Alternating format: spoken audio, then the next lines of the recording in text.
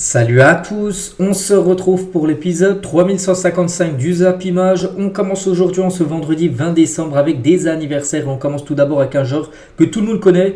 C'est un joueur français, il joue au Real Madrid, il s'agit de Kylian Mbappé. Il fête aujourd'hui ses 26 ans. Mbappé, on lui souhaite bien sûr un très bon anniversaire, considéré comme l'un des plus grands joueurs de l'histoire de l'équipe de France, peut-être dans le top 5, voire dans le top 3. On lui souhaite grande réussite maintenant dans son club du Real Madrid. D'autres anniversaires comme celui de Jarrod Bowen aujourd'hui, fête ses 28 ans, le joueur de West Ham. Également Jorginho, milieu défensif italien de Arsenal, il fête aujourd'hui ses 33 ans.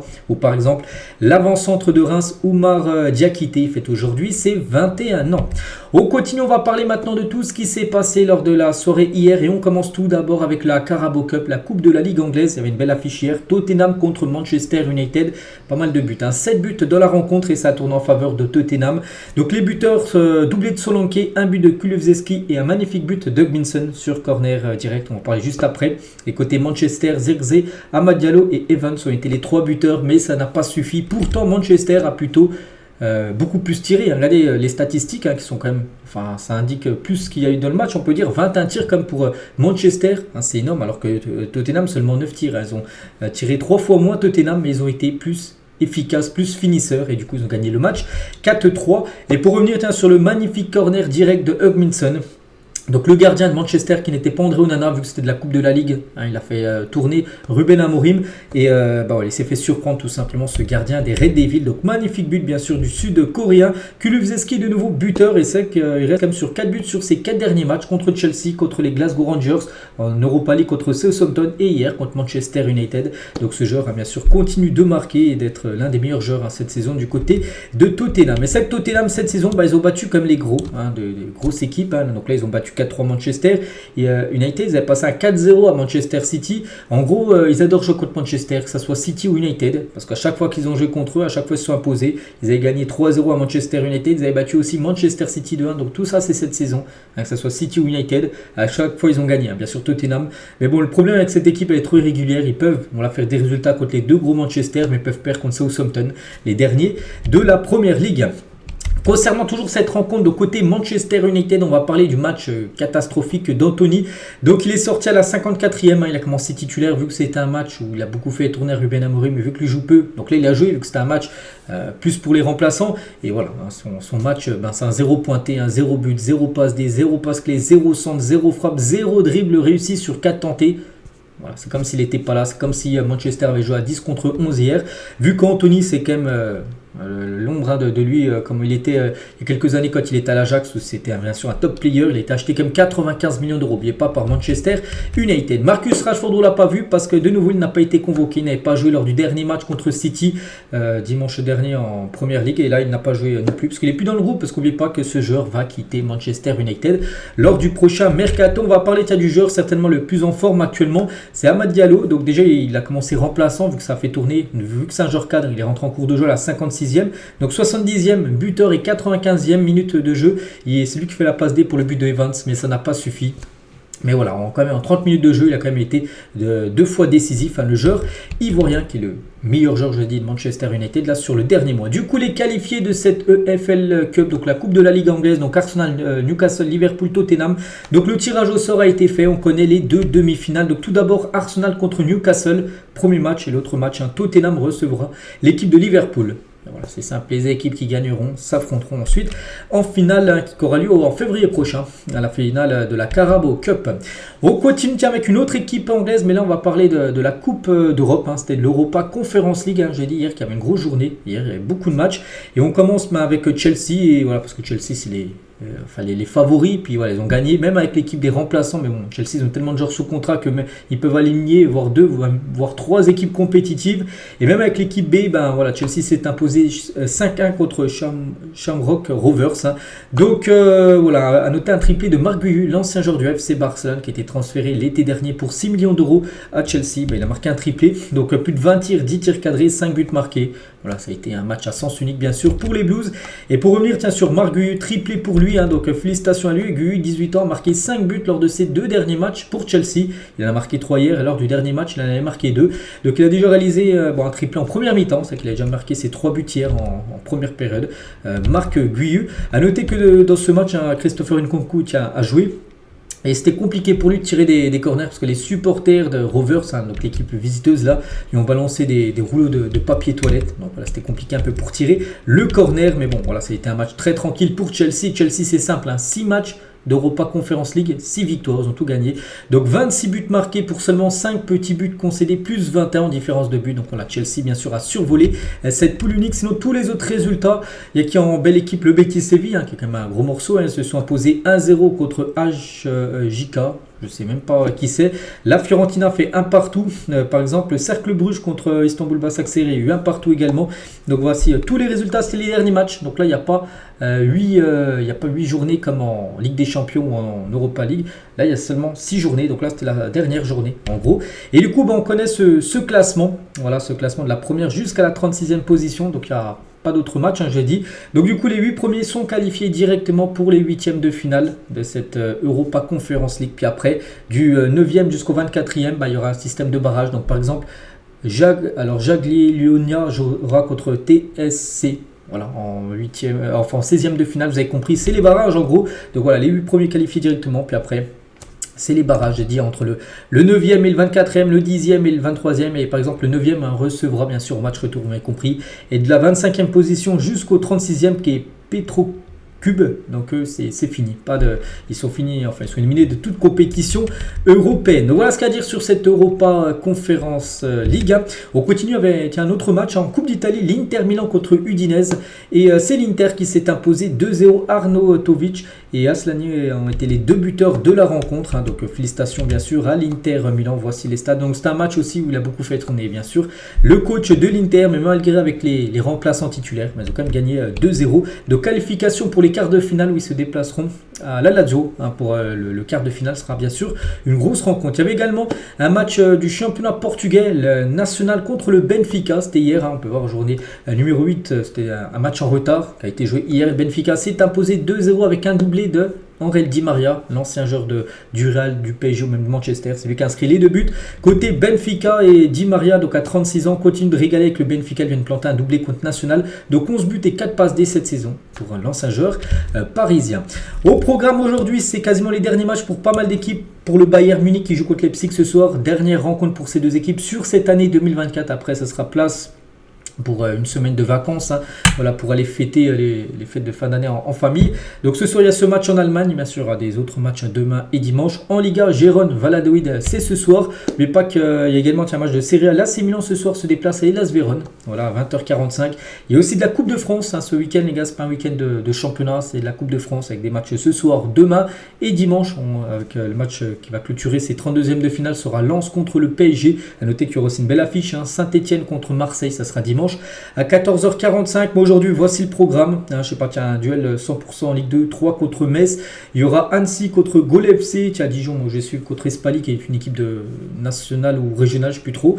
Et Lille, le gros morceau quand même, enfin, une grosse équipe, hein, se déplace à Rouen. Et à noter que officiel, Zegrova sera forfait. En gros, il n'est pas dans le groupe. Hein. Bruno Genesio fera tourner son effectif, vu que là, c'est des matchs de coupe. Et ben, voilà, il va le faire souffler. Donc, on peut dire qu'il est en vacances, qu'après, il n'y a plus de match, hein, pour Lille. Prochaine rencontre pour Lille, hein, ça sera début janvier. On va parler tiens, de Donnarumma et des nouvelles de Gianluigi Donnarumma. On sait qu'avant-hier, hein, il s'est fait balafrer, défiguré. On peut même prendre ce mot-là, voilà, à cause de Simbo là, qui lui a mis le coup de crampon dans le visage. Bon bref, Donnarumma donne des nouvelles de lui-même sur Instagram. Hein, tout va bien, pouce levé, voilà pour Donnarumma. Donc déjà, on lui souhaite un bon rétablissement. Et c'est qu'il a été on apprend hein, qu'il a été recousu, enfin c'est 10 agrafes posées en urgence lors du match. Hein, en quelques minutes, les médecins lui ont mis 10 agrafes quand même à l'arrache. Hein. Donc le visage de Donnarumma a été recousu afin de protéger sa blessure. Donc le gardien italien est dans tous les cas forfait pour la rencontre contre Lens ce week-end. Ah, ça sera Safonov certainement le gardien.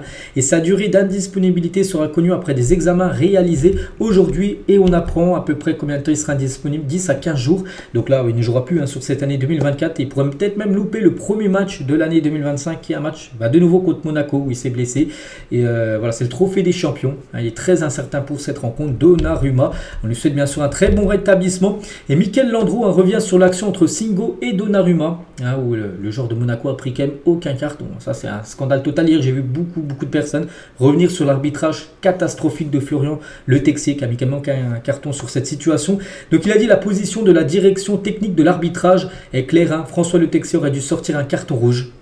Voilà ce qu'a pu dire tout simplement Michael Landreau. Hein.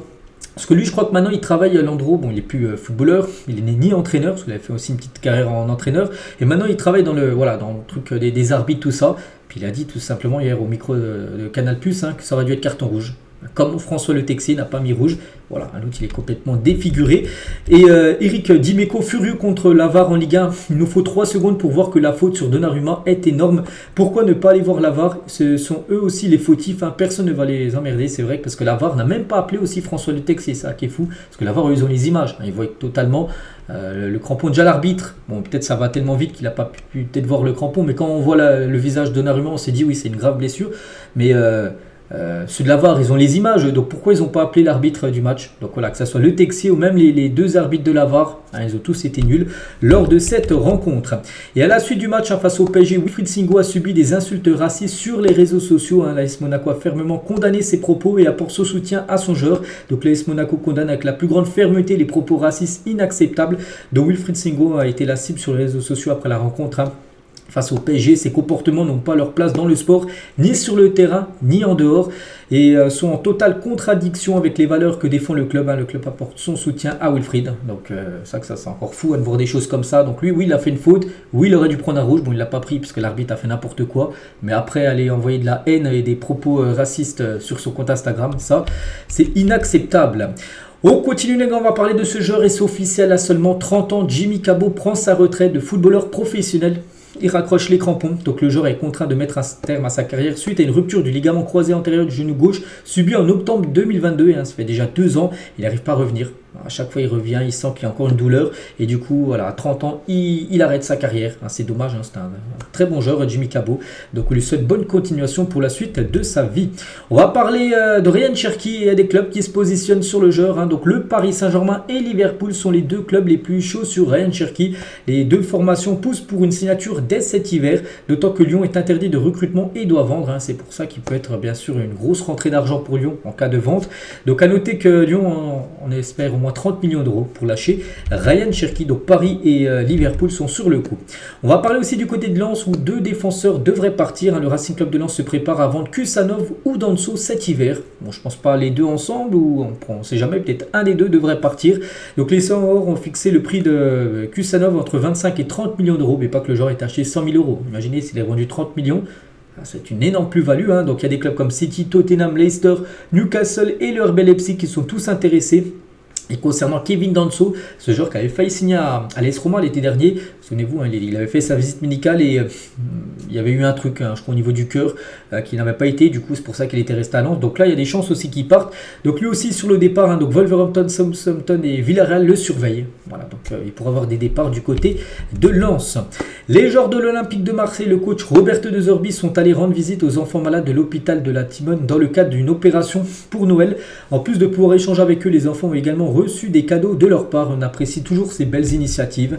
Voilà, on peut voir la 2h, on peut voir bien sûr des joueurs de l'Olympique de Marseille, hein, comme par exemple Rochberg, hein, tout en bas à droite avec des enfants malades, hein, dans un hôpital du côté de Marseille. On peut voir Rabiot, on peut voir Wai ou même Kondogbia. Donc voilà, regardez, ils ont offert regardez sur le chariot, là il y a plein de sacs d'épée, donc c'est d'or et platine, c'est le label bien sûr du rappeur Jul. Donc voilà, belle initiative bien sûr des joueurs de Marseille.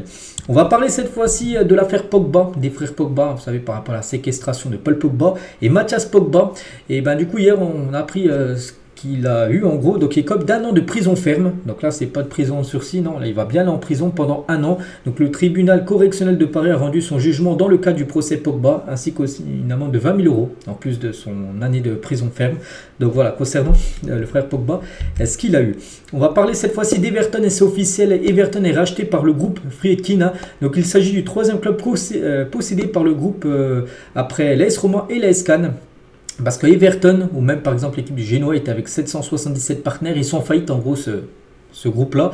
Et du coup, ils vendent les clubs en gros qu'ils avaient. Et du coup, ils ont vendu Everton à Friedkin, qui est enfin une société américaine. Des nouvelles de Lookman. Lundi dernier, il a remporté le Ballon d'Or africain. Et Lookman en toute décontraction avec son trophée de meilleur joueur africain de l'année dans son jet privé. Donc voilà, il profite bien sûr, il a bien raison. Ce très bon joueur nigérian. On va parler du FC Barcelone qui aurait pu signer Julián Alvarez, l'attaquant maintenant de l'Atlético, qui va affronter demain soir. Demain soir, il y a un Barça Atlético. Donc en 2021, les Catalans avaient la possibilité de recruter l'actuel attaquant des Colchoneros lorsqu'il évoluait encore à River Plate. Finalement, les dirigeants du Barça ont préféré miser sur des joueurs plus expérimentés comme Ferran Torres, recruté pour 55 millions d'euros. Et du coup, quand il a quitté River Plate, il est parti à Manchester City. Et c'est dommage parce que le Barça aurait pu tout simplement signer Julián Alvarez et pour bien moins cher, parce qu'actuellement son prix, je pense, c'est d'être au moins 90 millions d'euros, alors qu'à l'époque, ils auraient pu peut-être l'acheter, 20 millions d'euros. C'est dommage. Le Barça pourrait jouer à Madrid pour ses matchs de Ligue des Champions à domicile. Qu'est-ce que c'est que cette info? Donc le stade olympique, donc Montjuïc, le stade où joue par exemple le Barça là actuellement, ne sera pas disponible pour la première moitié de l'année 2025 et le Camp Nou est toujours en travaux. Donc les Catalans doivent désigner un stade à l'UEFA pour la suite de la Ligue des Champions en cas de barrage. Ils ont jusqu'au 31 janvier, s'ils finissent dans le top 8, ils ont jusqu'au 21 février. Donc si le Camp Nou n'est toujours pas disponible à cette date, plusieurs options sont discutées en interne. Voici les suivantes. Donc le stade de l'Espagnol Barcelone pour accueillir peut-être les matchs de Ligue des Champions, le stade de Mestalla, le stade de Valence ou le stade Metropolitano, le stade de l'Atlético Madrid pour jouer les matchs à domicile, bien sûr, du FC Barcelone. Ainsi, bien sûr, le Camp Nou n'est pas encore prêt parce que le Camp Nou actuellement est totalement en travaux.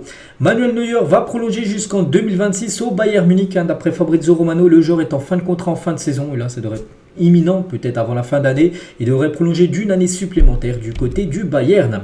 Malgré sa top saison avec l'OM, donc Rudy, donc un très bon gardien du côté de Marseille, réalise statistiquement un moins bon exercice que celui avec Montpellier il y a 4 ans, parce qu'avant il était à Montpellier. On peut le voir avec le maillot jaune à gauche.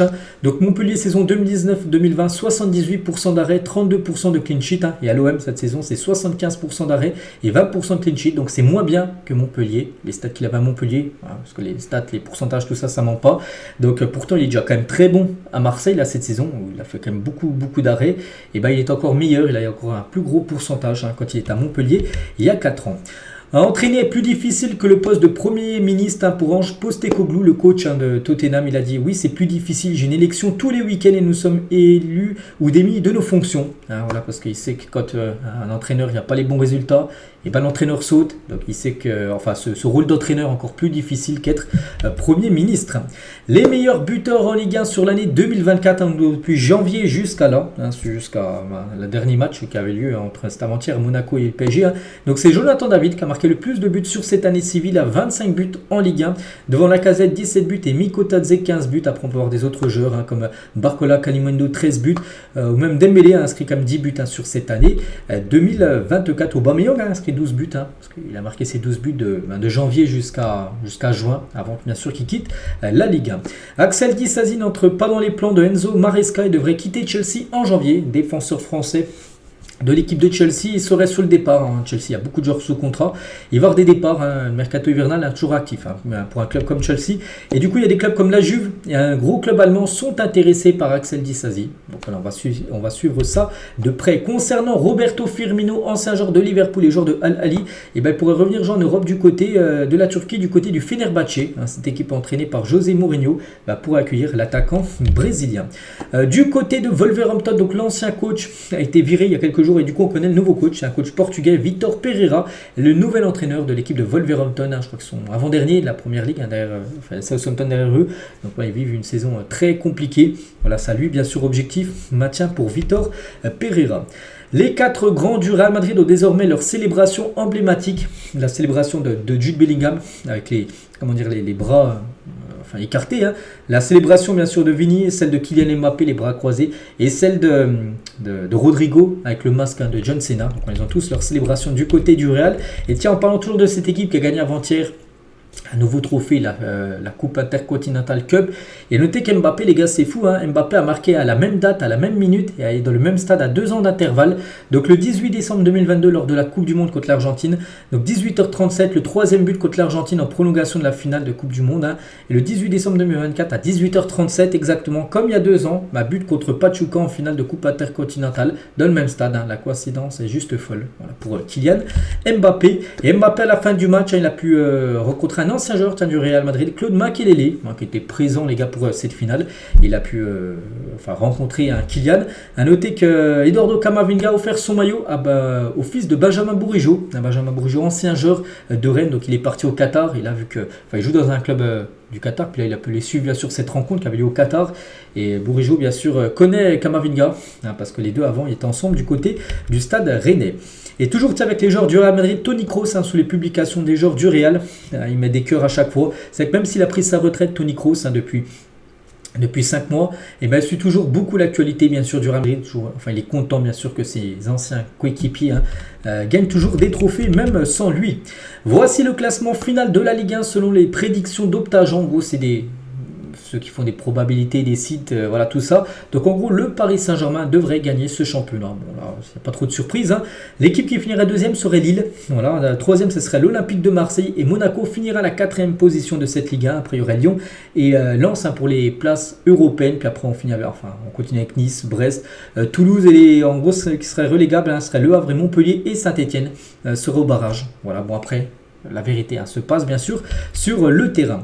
Antoine Comboiré aimerait beaucoup voir Randal Kolo Muani revenir au FC Nantes. Donc si on me demande si c'était possible, moi je sauterais sur l'occasion. Après c'est eux, aux dirigeants bien sûr de Nantes, le président et Franck, et surtout aux dirigeants parisiens de discuter. Mais encore faut-il que Randal ait envie de revenir du côté de Nantes. Parce qu'avant il jouait à Nantes, il est parti à Francfort, au PSG. Puis peut-être retourner à Nantes. Bon, je ne sais pas si sa carrière elle descendrait un petit peu. Parce que de passer de PSG à Nantes, on va dire que c'est... Là, tu descends bien sûr en carrière, parce que Paris est quand même meilleur que Nantes, mais bon, c'est comme ça, c'est peut-être un club pour le relancer, bien sûr, un club où il a énormément performé, où il a gagné par exemple la Coupe de France. Donc parce que je pense que concernant les propositions ne vont pas manquer, mais si on me dit que c'est possible, je vais le chercher, je prends la voiture et je fais l'aller-retour entre Nantes et Paris pour aller chercher Randal Kolo Muani et l'avoir pour la deuxième partie de saison. Donc voilà, après on verra ce que va décider Kolo Muani parce qu'il est ciblé aussi par pas mal de clubs. J'ai vu que West Ham était fortement intéressé pour l'avoir dès janvier. On va parler toujours de Randal Kolo Muani. Parce que ce gardien, on se souvient, avait fait un arrêt de fou en finale de Coupe du Monde. Et Martinez revient sur son arrêt légendaire face à Randal Kolo Muani. Je vous jure que j'ai arrêté de plus beaux ballons que ça. C'est que c'était pas non plus un arrêt de fou. Voilà, bon, c'est un arrêt très important parce que c'est en finale de Coupe du Monde, il ne restait plus rien. Mais il a fait peut-être des arrêts plus difficiles, bien sûr. Mais il a dit, donc sur celui-ci, j'ai fermé les yeux. Je me suis dit, s'il vous plaît, qu'il me tire en pleine face. Parce que là, il avait les yeux fermés quand il faisait son arrêt. Et il voulait qu'il tire en pleine face. Bon, il a tiré sur sa cuisse, son mollet. Et voilà, on sait que du coup il n'y a pas eu de but marqué, c'est dommage. Et c'est vrai que sur cette occasion, même si c'est plus facile à le dire, il y avait Mbappé, je crois, qui était juste à côté de lui, il aurait fait une passe, il y avait but direct, mais bon, maintenant c'est facile de dire ça. On va parler de Omar Marmoush et c'est officiel, donc 25 ans, est élu joueur du mois en Bundesliga. Il est impliqué sur 30 buts en 23 matchs cette saison, toutes compétitions confondues. Donc félicitations à lui, 18 buts et 12 passes D, les stats sont quand même incroyables. Donc élu joueur du mois, donc il a déjà remporté ce prix 2 fois, en septembre et là au mois de novembre. Voilà, félicitations bien sûr aux joueurs égyptiens. On va parler de Gyökeres, est devenu le joueur du championnat portugais le mieux valorisé de l'histoire sur Transfermarkt. Entre gros, Transfermarkt, c'est ceux qui font les valeurs des joueurs en gros. Et Victor Gyökeres coûte actuellement 75 millions d'euros devant Félix à 70 et Bruno Fernandes 60. Mais sur l'histoire du championnat, parce que ces joueurs-là, Félix et Bruno Fernandes ont quitté le club, mais à l'époque c'était valorisé à ces prix-là. Donc Gyökeres c'est le joueur le plus cher de l'histoire en gros du championnat portugais par rapport à la valorisation. Donc il n'était estimé qu'à 13 millions d'euros il y a seulement un an et demi. C'est totalement fou. Vu que maintenant il a marqué beaucoup de buts et il a passé un cap. Et voilà maintenant son prix à Gyökeres. Et tiens, en parlant de Gyökeres, et vu qu'on parlait de Marmoush juste avant, ces deux joueurs à l'époque jouaient dans un club, Saint-Pauli. Ils ont joué une fois dans leur carrière à Saint-Pauli. Et c'est qu'à l'époque, ils avaient des cartes FUT très moyennes, une carte bronze et une carte argent, c'est-à-dire des cartes plutôt moyennes des joueurs. Et maintenant, bien sûr, c'est des top players, les deux. On va parler de Ibrahima Konaté, de retour au charbon, de retour à l'entraînement. Et ça fait plaisir pour les supporters de Liverpool. C'était blessé lors du dernier match contre le Real. Souvenez-vous, en Ligue des Champions, il y a déjà un mois, le Real Madrid-Liverpool. Liverpool s'est imposé, je crois, 2-0. Et voilà, il est de retour à l'entraînement. Donc là, il sera peut-être présent pour les matchs de fin d'année. Vous savez, le Boxing Day qu'il y a en Première Ligue.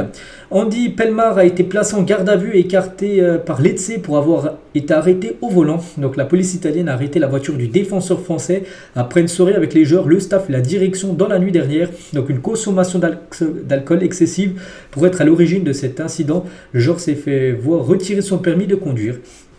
Voilà la situation de Andy Pelmar, joueur français de l'équipe de Lecce. Il n'a plus de permis de conduire, désolé. Eric Orneland, donc un entraîneur norvégien à l'AS Saint-Etienne, c'est fait. Donc à 49 ans, il a toujours entraîné dans son pays depuis 2016, donc en Norvège. Donc il ne devrait pas être opérationnel pour le dernier match de l'année face à l'OM en Coupe de France ce dimanche. Il ne sera pas encore là. Après, vous savez, il y a la trêve de Noël et là, après, il sera présent. Donc voilà, ce sera lui, bien sûr, le nouveau coach des Verts. Parce qu'oubliez pas qu'Olivier Dalloglio a été licencié après la dernière défaite. C'était la semaine dernière, vendredi dernier contre Toulouse, ils ont perdu 2-1. Donc voilà. Et concernant son adjoint, les gars, ça sera lui. Donc ça sera Hassan El Fakiri. Donc l'ancien joueur de l'ES Monaco, parle couramment français et norvégien. Voilà, donc ça va faciliter, bien sûr, les dialogues entre lui qui ne parle pas français. Vu que son adjoint parle français et norvégien, donc ce sera plus facile bien sûr pour communiquer dans le vestiaire de l'AS Saint-Etienne. Et concernant l'équipe de Nantes, ou Comboiré, qui en parlait tout à l'heure, qui aimerait le retour de Colomboigny, mais Comboiré, on ne sait pas s'il va rester coach de Nantes encore longtemps. Et concernant Habib Beye, ne devrait pas rejoindre du coup le FC Nantes. Il n'a pas convaincu les dirigeants nantais, et du coup un autre coach devrait débarquer du côté du banc nantais. Mbanyang va résilier son contrat avec le Wydad AC, donc Wydad Casablanca, donc un club de Ligue 1 pour aller chercher l'attaquant de 30 ans peut-être. Donc pourtant il est arrivé il y a seulement 3 mois, il est arrivé lors du dernier mercato et il va déjà partir, donc il est déjà passé par Caen, Montpellier, Rennes, Bordeaux et la Auxerre en Ligue 1. Donc voilà, il va déjà quitter son équipe au Maroc. Des nouvelles aussi de Xavi Simons, c'est la nouvelle cible du Bayern Munich, conscient de la complexité du dossier Florian Wirtz. Et du coup les dirigeants bavarois ont un plan B. Il s'agit tout simplement de la pépite néerlandaise Xavi Simons. N'oubliez pas que ce joueur appartient toujours au Paris Saint-Germain. Les probables maillots du Barça pour la saison prochaine. Donc le maillot tout à gauche, le maillot domicile, le maillot au milieu, le maillot jaune, le maillot extérieur. Le troisième maillot devrait être un maillot de couleur rose. Pour le FC Barcelone, et toujours avec le Barça demain, gros match. Le Barça premier reçoit l'Atlético deuxième, même nombre de points. 38 points pour les deux équipes. L'Atlético a un match en retard par rapport au Barça. Bref, mais c'est vrai que le Barça sur les 5 derniers matchs, ils ont pris quand même souvent l'ascendant sur l'Atlético. 5 derniers matchs, 5 victoires pour le Barça. Il y a eu 10 buts marqués, seulement 2 buts concédés et 4 clean sheets. On peut voir là les derniers résultats. C'était sous l'ère Xavi. Donc là, ça sera maintenant Hansi Flick de continuer cette magnifique série de Xavi qui a toujours gagné là. Alors des 5 derniers matchs contre l'Atlético Madrid. Des nouvelles de Dalinga, ancien joueur de Toulouse, donc transféré à Bologne pour 15 millions d'euros l'été dernier. Après 2 belles saisons à Toulouse, donc Dalinga 24 ans n'a toujours pas trouvé le chemin des filets cette saison en Italie. Donc 18 matchs, toutes compétitions confondues. Il a joué 613 minutes de jeu, c'est pas ouf, 613 minutes voilà, en 18 matchs.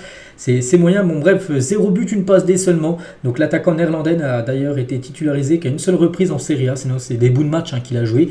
Et doit souvent se contenter des fins de match pour tenter de s'exprimer. On espère pour lui qu'il pourra véritablement lancer son aventure en Italie en deuxième partie de saison. Il avait montré de belles choses en Ligue 1. On peut voir qu'en Italie à Bologne, et il galère, l'ancien Toulouse. On va parler cette fois-ci de Pierre Sage qui compare Thiago Almada à Ryan Cherki.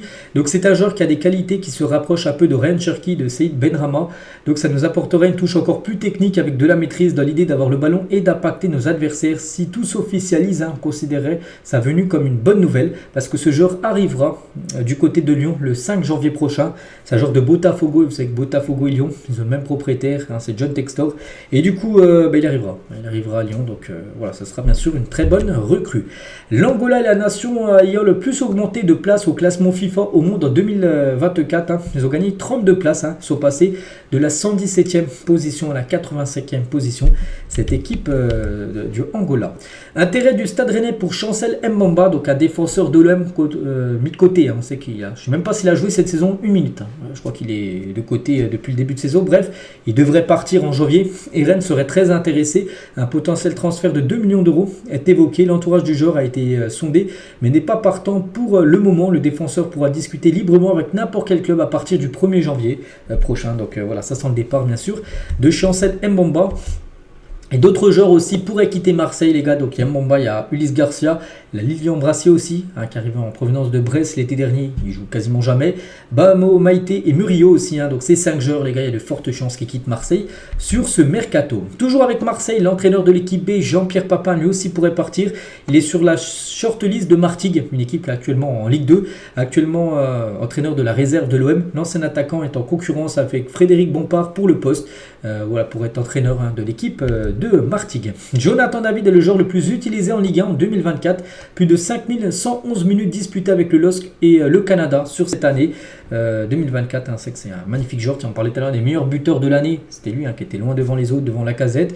Donc voilà, concernant David, c'est dommage pour Lille parce qu'ils vont le perdre quand même gratuitement l'été prochain vu qu'il arrive en fin de contrat.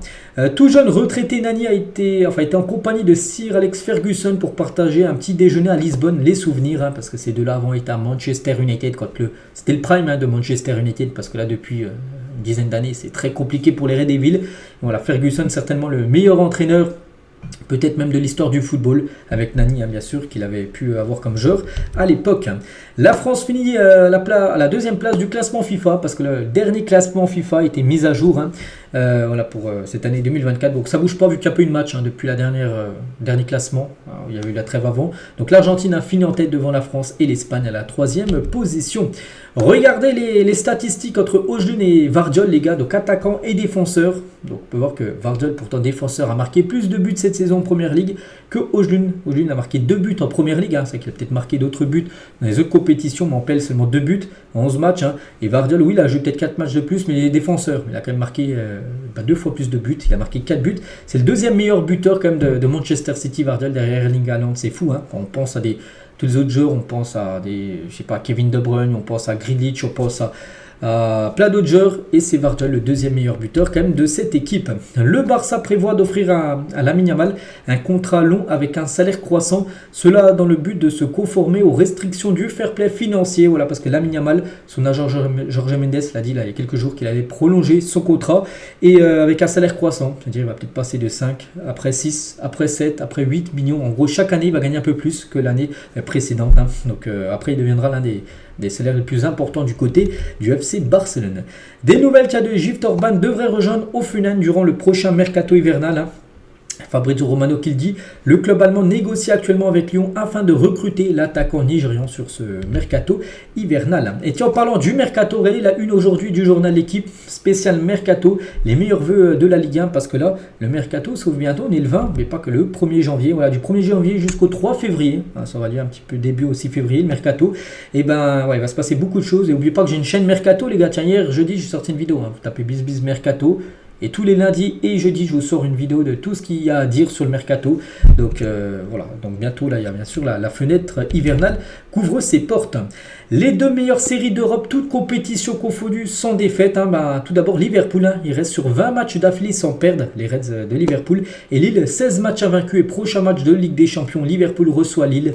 Bon, là, ça va être entre deux équipes qui ne perdent plus là depuis quasiment 2 mois. Donc bon, ça sera compliqué pour Lille, parce que Liverpool a battu déjà le Real, ils ont battu les Leverkusen chez eux.